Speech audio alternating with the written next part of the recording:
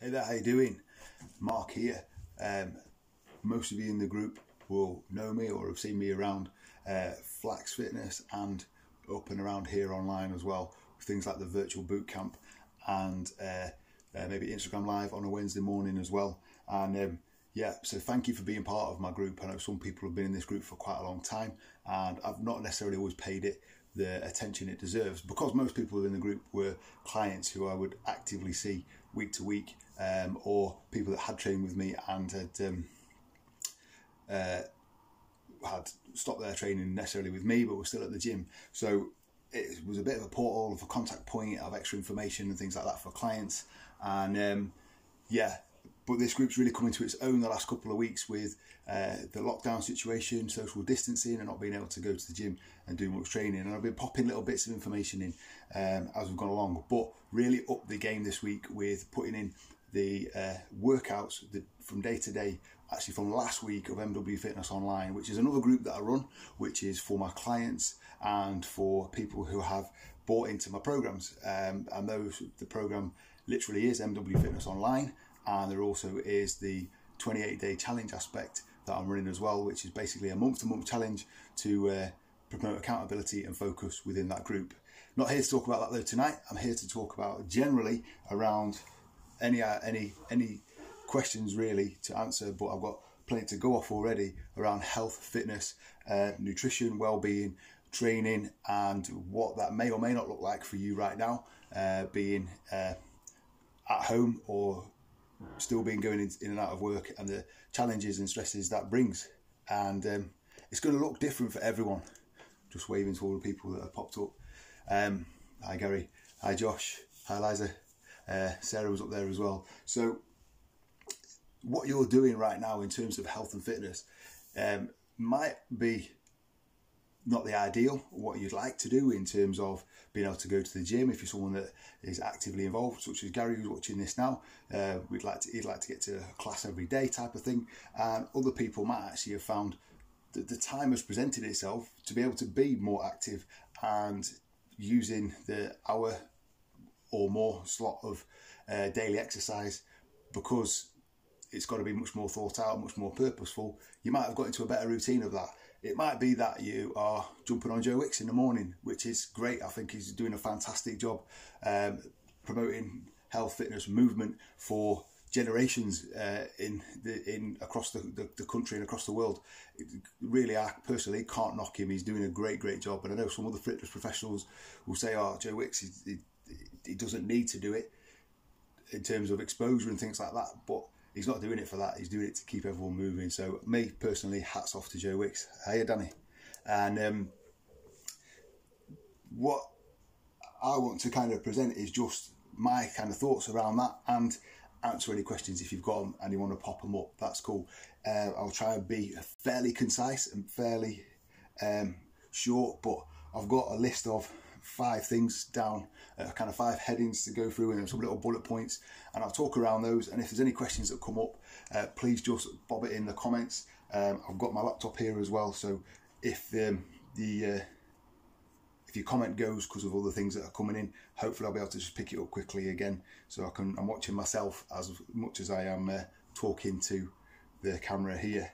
So as I've started off by saying, your training or activity level might be either up or down depending on the circumstances you find yourself in, and the method or the way you normally go about doing training activity might well have changed quite a lot, with gym closures and things like that being unavailable to go to. Swimming pools are closed, leisure centres are closed, gyms are closed. On the flip side, you might have increased that activity and want a little bit more kind of information about maybe what's right for you, or you started doing something like Joe Wicks, or you started doing walking, or you've thought, do you know what, weather's been great, I'm going to take up jogging, getting into running, and a few weeks and days into that, you're thinking, actually, that's good, but I'm getting these niggles or those niggles. And they're all things that come about for everyone. It's not kind of you started running or doing a different activity and now you've done yourself some damage. It's just our body's catching up with that new stimulus. And on that, training activity is a stimulus on the body. And we're usually looking at some sort of improvement. For some of us right now, getting out, being able to do some exercise, doing online workout at home, following someone's video, might be just your way of getting some energy out and feeling better in terms of just mentally, more clarity, getting moving, doing all that sort of thing. And that might just be the way you are taking care of yourself in this time. Sharon. So that's absolutely fine.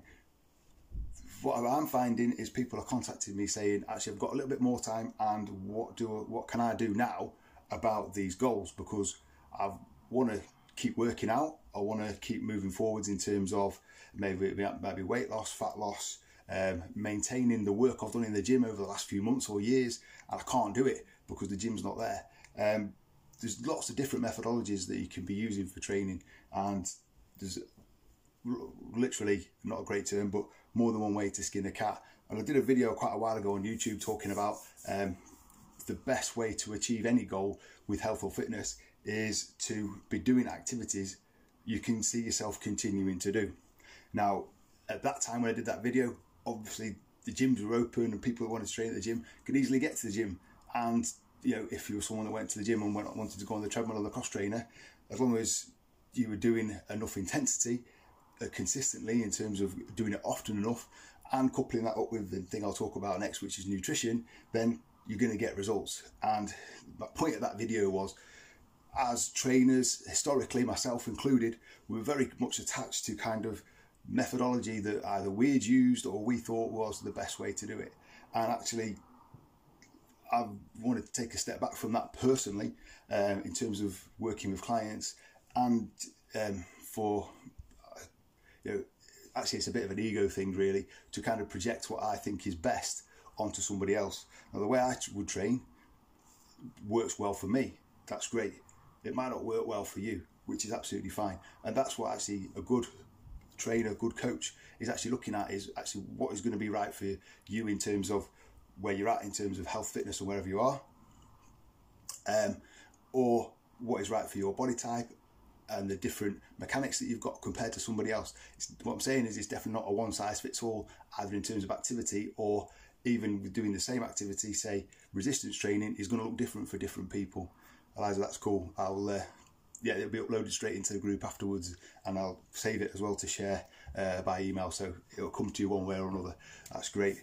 So what I'm saying is, it's about sustainability. It's about what you can see yourself doing consistently, and also having that flexibility that things change over time. Now, quite a little while ago, 4 or 5 years ago, Danny's watching this, he knows I was deeply into preparing for a bodybuilding competition. So that was involving training 5-6 times a week in the gym, sometimes twice a day. You know, it was all full on aimed at that.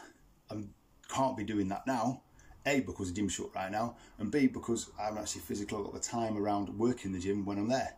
I wouldn't be able to train that much, so I have to change my methodology as I've gone on to accommodate my circumstances. So obviously right now the circumstances are vastly different. So people that would have gone to a spin class, probably not. Some people have got a spin bike at home, but maybe haven't got a spin bike at home. You might have gone to a body pump regularly. You've got a range of a choice of weights, but now you haven't got a range of a choice of weights, and you might be stuck with 2 dumbbells that came from Argos 15 years ago, and how do you work out with those? And there's going to be lots of places to find the information to do that. And hopefully with the workouts I've been posting this week, you've got some idea of what you could do at home. And I'm not saying they're the only methods, they're just some that I have put together. And once I've posted all 5 this week, 6 if we include boot camp on Saturday, then all the different kind of methodologies that you could use are there. There's a sample selection there. What I haven't shared in the group has been the weights workout that I do with my online group, and the lower body workout I do with my online group, more because they actually involve a little bit of equipment. And what I wanted to show this week in the workouts in the group was you can actually do great workouts, focus on different aspects of your fitness without any equipment at all. And that's what I also posted today, yesterday, was the body weight workout plan. There was lots in there to be able to almost train in a kind of using the gym just for weights kind of style.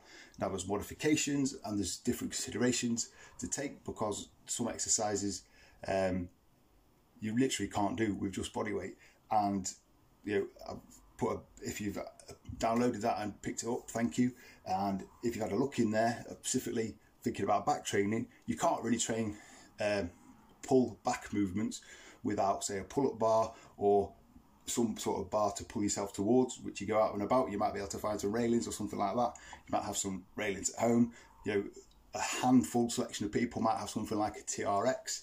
I've actually got a thick rope that I can hook around things to use as a row station. But we've got to work as best we can with what we've got right now. And qualifying that with the majority of people that have come onto this live already, I've got kids, and your exercise time, you're going to be taking them out, and you're going to have to, it's not necessarily going to be that you can go out and do a half-hour run, because actually you want to use the hour or so you're going to go out to get the kids out on the bike, go for a walk, whatever it is. So it's all about adapting and adjusting right now. And hopefully the stuff that I posted this week and the bodyweight training plan shows that it can be done. And ultimately, I'm here to offer a little bit more meat on the bones of that plan. If at such a time you'd like that support, hit me up with a message, say, how do I adapt this bodyweight training plan to fit my circumstances? I can do 5 press ups. I'd like to get better at it. I want to work well in my lower body, but I have this niggle in my hip or my knee. There's generally all sorts of ways to work around things, and I personally believe movement is very therapeutic, and actually stopping moving because of an injury or a niggle can actually have the opposite effect of improving and getting better over time. It actually means that things stay as they are and stop improving. So that's on the training side. Now, the next bit I'm going to talk about nutrition. Some of you might have heard it loads of times, and I sometimes have the belief, and I've talked about this in my group, in the MW Fitness Online group, that that because the information's out there on some of the social media channels that I follow, that for other fitness professionals, my assumption is that the information's become commonly known. And then I go onto social media to just kind of in general, scrolling Facebook. Hi Sarah, I see Helena's watching as well, hi. And realise that there's still loads of misconceptions out there, and I've started saying that principles don't sell products, because the principles are actually quite simple when it comes to nutrition. And depending on what your goals are, we are tweaking and altering how the nutrition might be set up and the amounts of food and liquid drink intake, but the principles remain the same. So I, in a sense, a little bit silly, got involved in dropping some advice onto someone who was asking, have you tried intermittent fasting and what do you think, as a general question. And so as a kind of general comment, I said intermittent fasting is a method of generally for eating less because you only eat over a certain period of time. So usually intermittent fasting is something like essentially skipping breakfast, start eating at 1:12, 1:2, and only eat food within the next 5, 6 to 8 hours. So shortening down the amount of time you're eating. Sounds like great, that might work, but a lot of people can't really function very well through the morning if they haven't had something for breakfast, and that's absolutely fine, because most of us sleep 8 or 9 hours a night, sometimes more, sometimes less, and we wake up and we probably feel hungry. So that's absolutely fine. Basically what I was saying was the methods of using intermittent fasting, or known as IF, basically creates a calorie deficit, and it became fairly clear from other friends of this person's comments that they were saying, well, you can't do this and you can't do that, and you should do this, you shouldn't do that, which are all other ideas which are basically misconceptions. So in the same thread there was, well, that's fine, but you need to make sure you still eat before 6 p.m. Well, to added a little comment to that saying it doesn't matter what time you eat, which is 100% true. It's more about the amount you eat day to day, therefore being in a calorie deficit. Cool, you would think. It basically became apparent with this particular post, in this particular example I'm giving, that the person who had originally put the post up wanted a formula, wanted, in a sense, something with a little bit of, I don't know, kudos, or would work by magic, in a sense, different to other methods she might have heard of or tried. And I saw yesterday the same person popped up in another fitness professionals who I know really well, live like this, asking the same questions. So, you know, that's why I say principles don't sell products. And there's loads of people out there selling keto books or keto diet plans, intermittent fasting plans. They're saying that vegan will definitely cure all your diseases and help you get lose the weight you want to.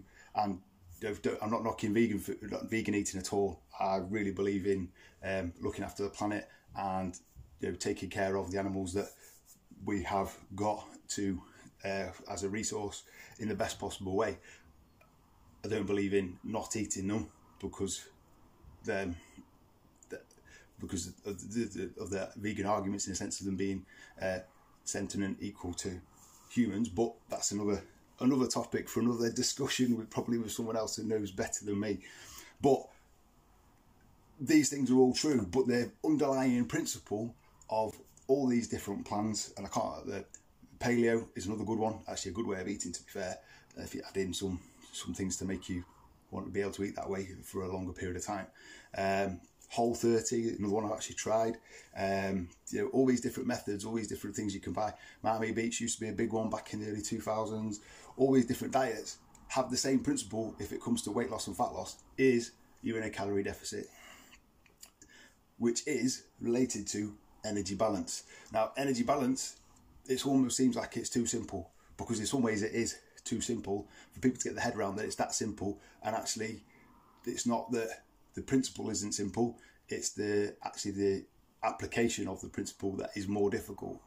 I can't think of an example off the top of my head that would illustrate it better, illustrate it in another way.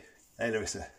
But calorie deficit is basically what you take in is at one level, and that's individual, depending on your gender, height, body weight, age, and activity level.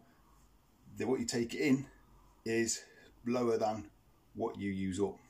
And there's two ways of creating this difference. Is one from nutrition, and then possibly, but not always necessary, is a bit more from activity, and that offsets it. So sometimes what I like to say to people is activity is allowing you to eat more. That can't be a bad thing, but activity on its own is probably not going to outweigh the nutrition intake if we're just kind of left to our own devices to eat what we feel like.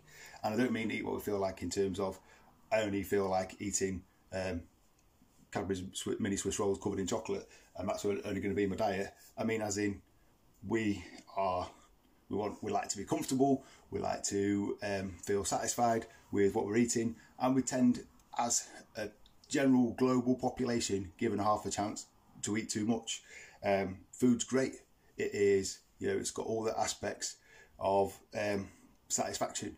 It looks good, smells good, tastes good, obviously, and it's very difficult to say that's enough. Particularly with what we call highly palatable foods, things that taste great, that we want to keep eating a little bit more of. Attach that then to emotional feelings as well, and we're probably going to overeat. The little things add up, and nothing's going to qualify this and say nothing in itself is bad. That bit of chocolate you have on a night isn't bad. That glass of wine you have on a night isn't bad. That Bacardi and Coke isn't bad. It's when you put that in a total mix of all your nutrition, all your calories in a day, that's when it adds up. So once we get that understanding of that and start to actually have a bit more of a thought process around it, and getting the right information, having the principles, then we can actually start to work it in one way or the other. Now, I fully understand that in this time of lockdown and social distancing, and shopping is actually a real pain. You know, you catch it the wrong time, you're going to be stood in a queue and need to go in the supermarket, and then you might not get around, and some things are out of stock, although it seems to be getting better now. You know, it's not ideal, but some people are finding they've got more time to and more capacity to think about these things. So why not put some things in place, learn some things, and, you know, be in a sense in a better position with health and fitness and nutrition once, you know, life goes back to normal, rather than what people are calling the new normal of now. So the principles are that energy balance. It's either a calorie deficit, and most people that I work with would like to lose body fat and body weight as you reduce their weight. I tend to uncouple the two, especially when you add training to the mix, because fat loss is probably going to happen much more likely than weight loss if you add in training and activity to the overall picture, the overall plan. And then the other principles are looking at the amount of the different nutrients that you're getting. Now, you might have heard the term macros, which I refer to macronutrients, which refers to the main food groups.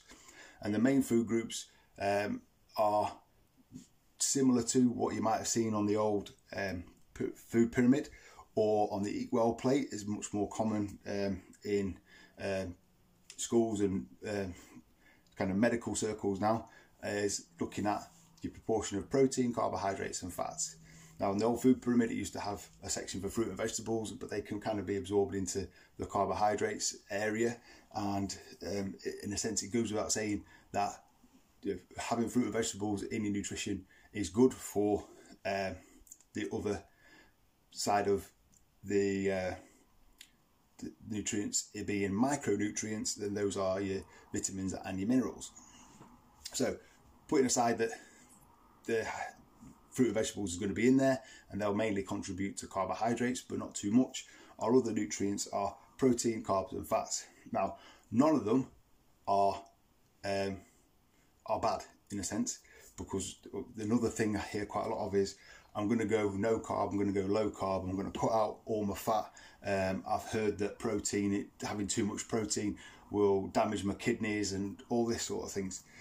Some of these things come from a correlation, as in a cause that you can say would come from that, but has actually come from somewhere else. So excessive protein diets particularly have been associated with bodybuilding.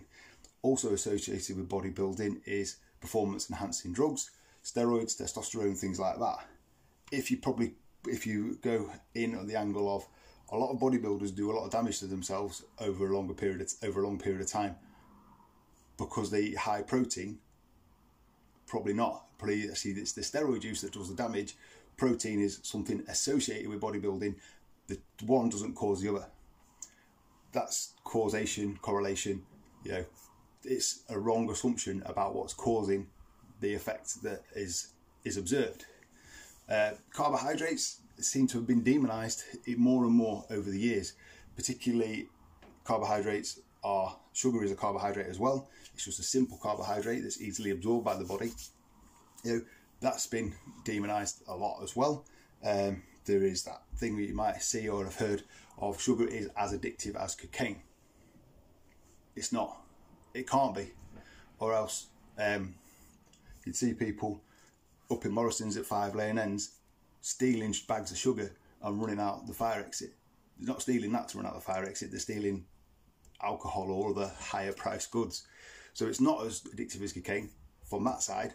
Also, the research that statement is based on, it was done on rats, on lab rats, and basically they were given one food with cocaine in it and a different substance that didn't have the cocaine in. They were given highly palatable sugar diet, and then the other one was the same thing but without the sugar. Now, given half a chance, would you eat a cracker or a biscuit? Now, some people might say a cracker, but most of us would probably say, yeah. If you put a cracker, Jacob's Square cracker there, and I don't know what your favourite might be, a custard cream next to it, probably 7, 8, 9 out of 10 of us would choose the custard cream. So in a sense, that's what the rats were exposed to, and then they were cut up and analysed and looked at in terms of what's gone on in their brain. Well, in their brain, they saw a similar response to the sugar as the cocaine, but it was more because that was the choice that was made, so a neural pathway was made that was similar to the rats that were given the cocaine instead of the sugar. That's probably not the best way to explain it, but the conclusion was drawn then that because of the brain function and the brain changes of these rats, from the sugar was the same as the cocaine, then it must be as addictive as each other. It wasn't that they were as addictive as each other, it's just given the choice, the rats that were given sugar or not chose the sugar. That makes sense. It's a good energy source.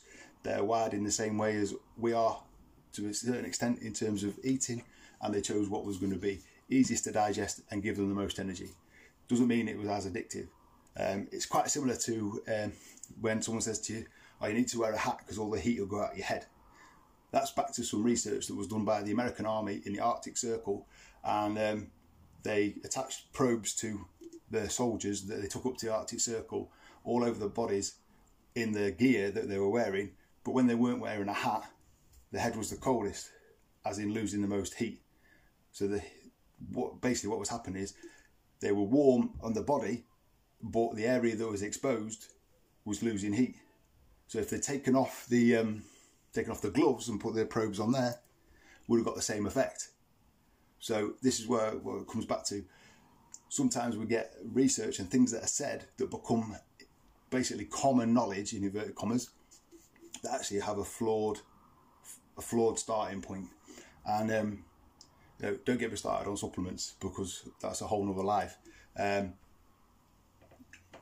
So these things of demonising carbohydrates, demonising sugar, to a certain extent, there is a negative effect of eating any food group in excess, because anything in excess, calories-wise, will ultimately lead to increase in weight, increase in fat storage. It's not as 100% black and white as that. I don't want to leave this thinking it's just because the amount I eat that I can't lose weight, or my weight's going up and I want it to stay the same. It's not that. We're all individuals, there's different things going on, and I talked last night in my MW Fitness Online group about the menstrual cycle and hormones and what effect that can have, and what effect contraception can have on altering those hormones for ladies, and how that changes. What I didn't go on to, because I was talking about the menstrual cycle, was talking about male hormones a bit more, and the fact that the reason some men, as they get older, just put weight on when they're still doing the same activity and they're still eating the same as they were in the 20s and 30s, is because actually their testosterone levels going down and down and down. It diminishes with age, and therefore their muscle mass is dropping as well. The amount of calories they burn naturally is going down, so the metabolism is naturally down regulating. It just happens with age, and there's ways to alleviate it, but that natural process is going to go on.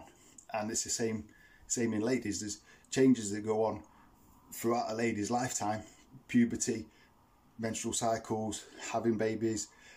All these changes add up, going out the other side into menopause. All these changes add up into giving other facets of why the body's responding differently at different stages of life, and that needs to be taken into account. That being said, the overall principles would still be the same. Basically, we're looking at, if we get these things right and they don't work over a period of time, and we're talking 8, 12, 16, longer, that many weeks, then they will start looking at other fundamental things. So calorie deficit, looking at the macros, protein at a good level, fats and carbohydrates come more as a preference to what your body runs on. And I say this quite often to people who ask me, how much of this should I eat, how much of that should I eat? So actually wait until you're a little bit hungry and see what your body would naturally crave. Now, if it's craving something daft, then you've got to kind of bypass that a bit. But if, say for instance, you were craving, I really want to eat McDonald's chips because I'm really, really hungry. That might be a good indicator, not necessarily to eat McDonald's chips, but that your body would preferentially prefer to eat carbohydrates.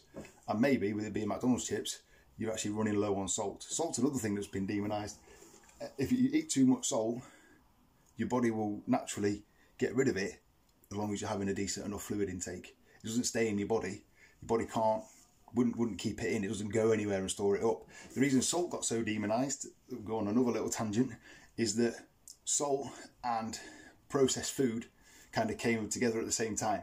So processed food started being more widely consumed, 70s onwards, and that meant that the amount of salt going into food to preserve it and keep it fresh in a packet went up as well. But actually what happened was people started eating more food. But the salt was in there as well. So salt became associated with all the issues around weight gain and obesity that came about in the last 30 years. Actually, it wasn't the salt that was doing the damage. There's a little bit of risk with excess salt for people with high blood pressure and things like that. I get that. But for the majority of people, it was just eating too much food that was the issue. So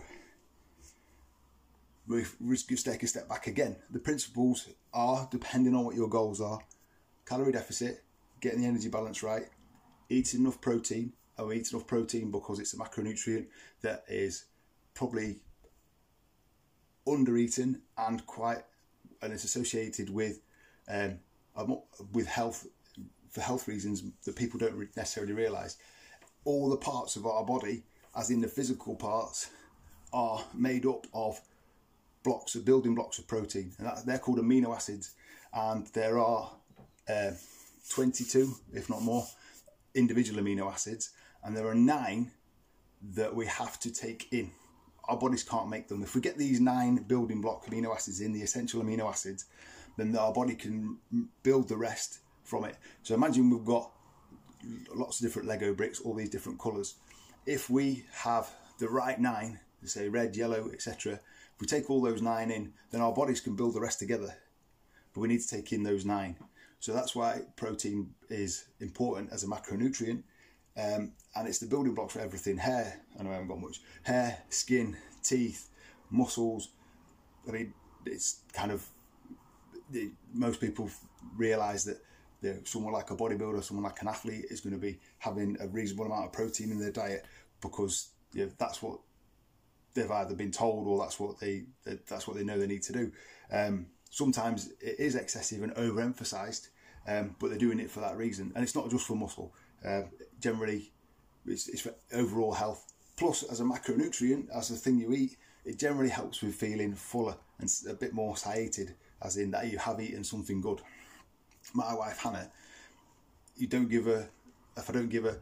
she doesn't have a regular portion of protein with each main meal at least, she feels really, really hungry. And that's not because she has not eaten enough, it's because her body works really well from eating a good amount of protein. And I know other people, in fact, her sisters, both run way better off a higher level of carbohydrates. So even though they're genetically very similar, as in from the same mum and dad, their physiology is quite different. So yeah, it's all individual. And that's what I was saying about the carbohydrates and what you're craving. If you crave peanut butter when you're hungry, it's a good indicator that your body potentially runs better from ingesting fat and metabolizing that. One thing to say just at this point is there is no conversion of fat to muscle. There can be a weight difference or a weight stabilization because the body is utilizing fat as energy and building muscle, but there is no pathway in the body that goes fat turns into amino acids and becomes muscle. It just doesn't happen. Fat is an energy source. Fat is like going to the garage and putting in the top quality petrol that people put in their more expensive cars. It's that sort of fuel in the body. We have to do something to make our body utilize it, to break it down, as in being a deficit. And it will drive, as in fuel, the process of muscle building, if that's what you're trying to do, or maintenance, but it won't actually build any muscle from the cells, from the fat cells and the fat components. That's got to come from the amino acids, the essential amino acids that I was talking about just before. So that's a kind of hopefully fairly concise nutrition part. I'll put a couple of posts in the group after this live that just kind of breaks that down maybe a little bit more concisely than I've been talking about it, and just give you that kind of bullet point nature of each macro and what they do.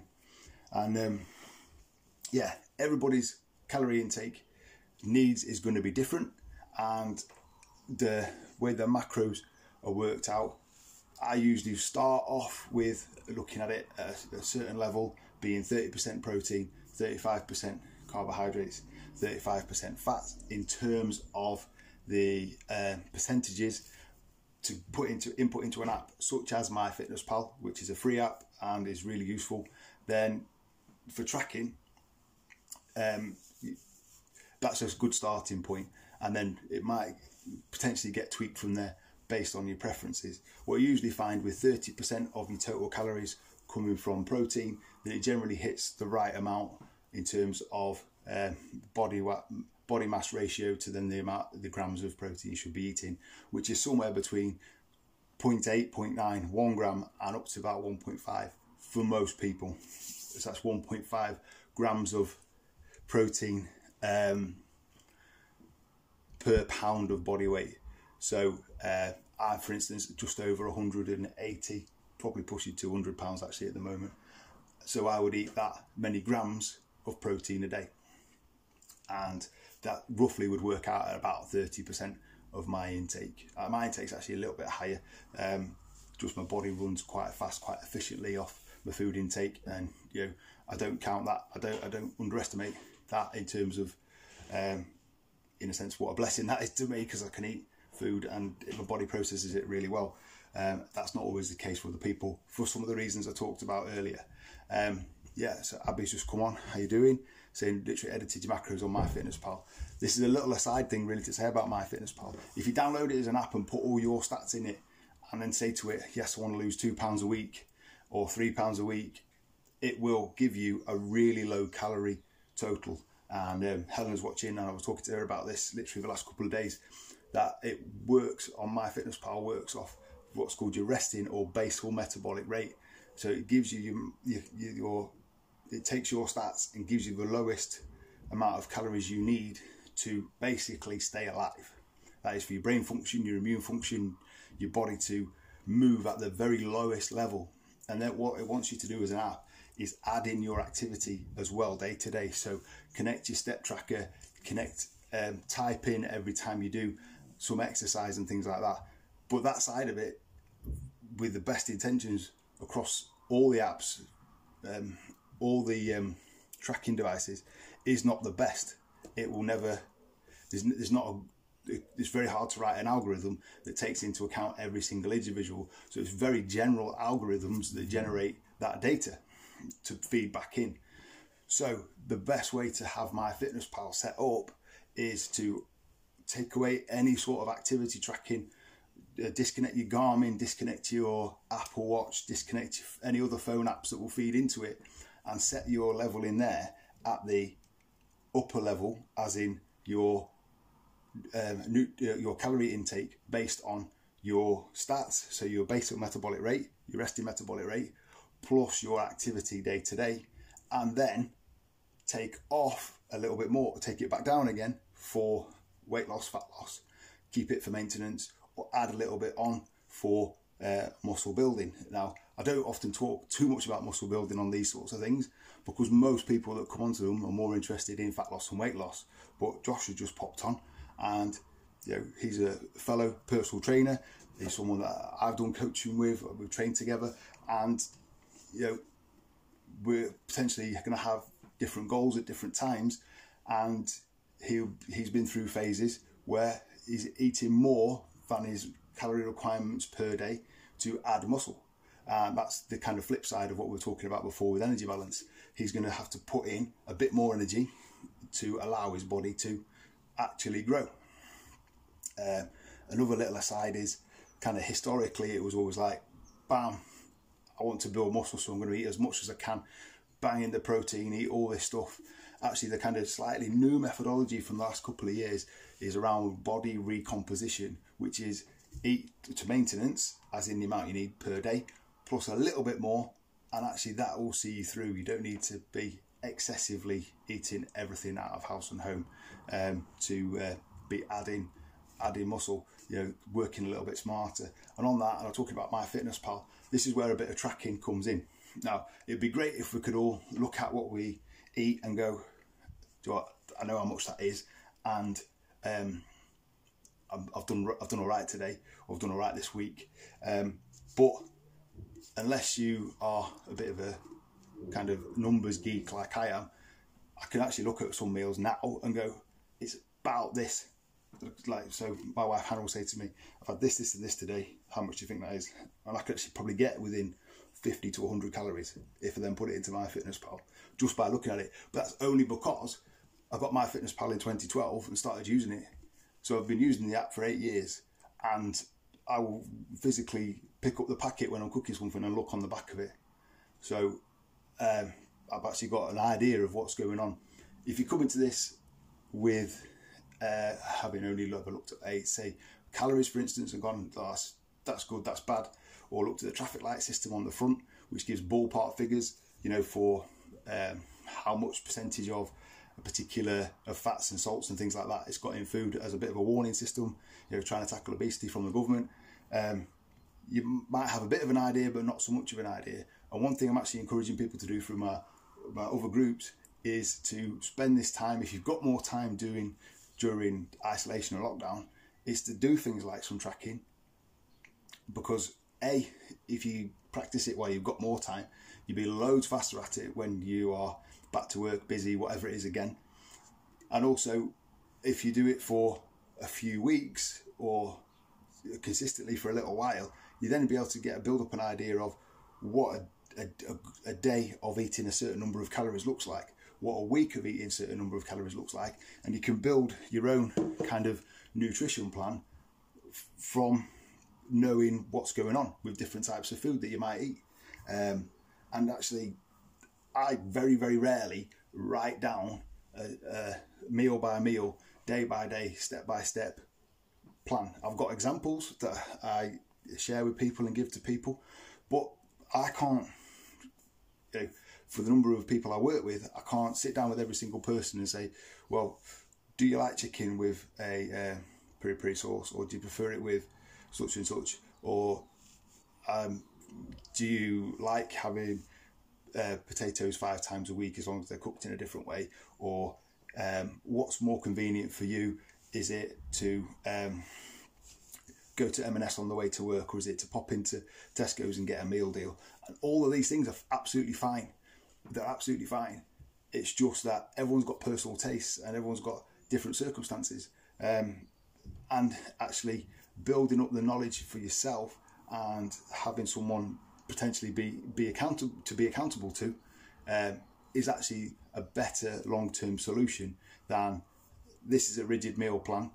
Oh, now I want to go out on Friday night, obviously not at the moment, or I want to get a takeaway in on a Friday night, or my kids are getting Aldo's pizza boxes, great idea, by those guys, but I don't know if I can eat a bit now because it's not on my meal plan. That's not actually helping you in the long term to actually get a good relationship with food related to your goals and have a sustainable, normal life in a sense. If you can't then go to mum and dad's or whatever to have a roast dinner because it's not on your meal plan, that is no sort of life. And I've been in times when I've taken food, dessert, whatever to other people's houses because I've been in a phase of in a sense really being a bit too obsessive about what I'm eating, and it's not an ideal place to be. We're better off having a bit of knowledge, a bit of support to get that knowledge, and then transferring it into normal everyday life. And as I said right at the start of this nutrition part, principles don't sell products. I do nutrition coaching, but I don't sell nutrition plans, because the principles are something I'd rather teach you and help you understand than kind of hide and then tell you this is what you're going to eat, and then the reason it's not worked is because you didn't follow my plan.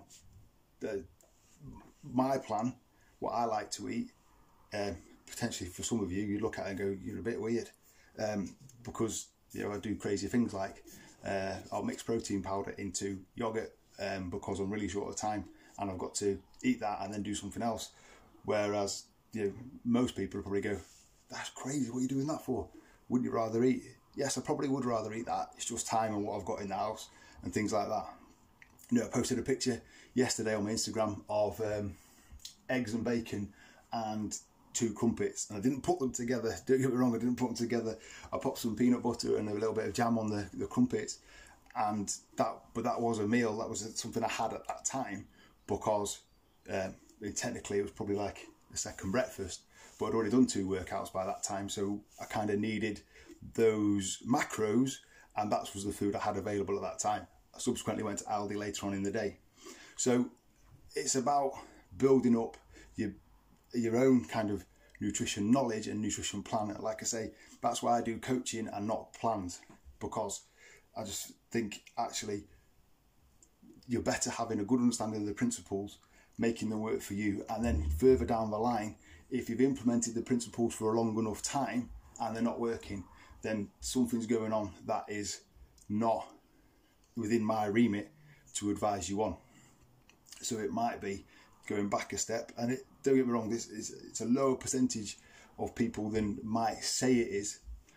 There might be something going on for ladies with the hormones. There might be something going on in your personal life in terms of stress that is causing an imbalance in your cortisol. There might be something going on that's much deeper than I'm ever going to be able to diagnose, and actually you should go and see a doctor or another more qualified professional than me to have that kind of help and support to overcome that.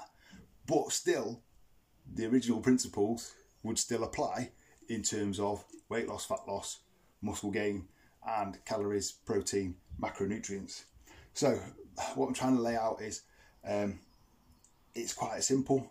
What's not simple sometimes is the implementation, and sometimes that comes from a lack of knowledge. Sometimes that comes from the fact that we like food and we overconsume, and we just need that accountability and support to put that in place. And whatever that looks like for you, it might be that using MyFitnessPal gives you enough accountability, and if you're like me and a bit of a geeky who's trying to match those numbers up and get everything right, then that might be enough, and it turns into a little bit of a game.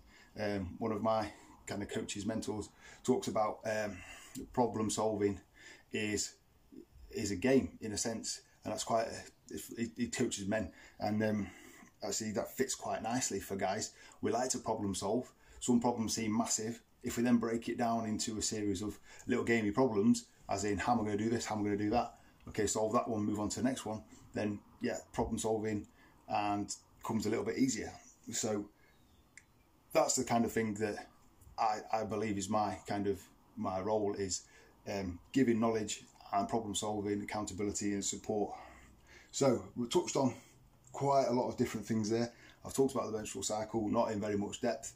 I have actually got that video saved if anyone would find that useful. I'm going to kind of go over it again with just me talking to the camera, because I really think it's a fundamental thing that not a lot of people, ladies particularly, and it affects you obviously the most, and some guys should have a better understanding of it, to understand what's going on for their significant others or mothers, sisters, whatever. The menstrual cycle is vastly misunderstood, and as I say, I talked about that last night for 25 minutes or so in my other group, and yeah, there's a lot going on there. So actually what I'll do is I will go through that video, make sure it makes good scientific sense in terms of how I explained it, and yeah, I'll release that in the group as well, in this group, with the sound has been adjusted and it sounds all right now, because there was a couple of issues last night.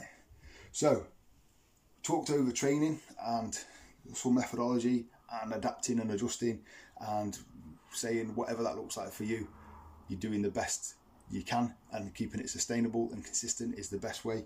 And talking about nutrition principles as well there, looking at energy in, energy out, matching that to your goal and some macronutrients, and hopefully overcome some misconceptions that, you know, there's lots of different ways to get to the same end point, day to day, week to week, and actually it's about balance, a bit of flexibility. And some people really want a really rigid system.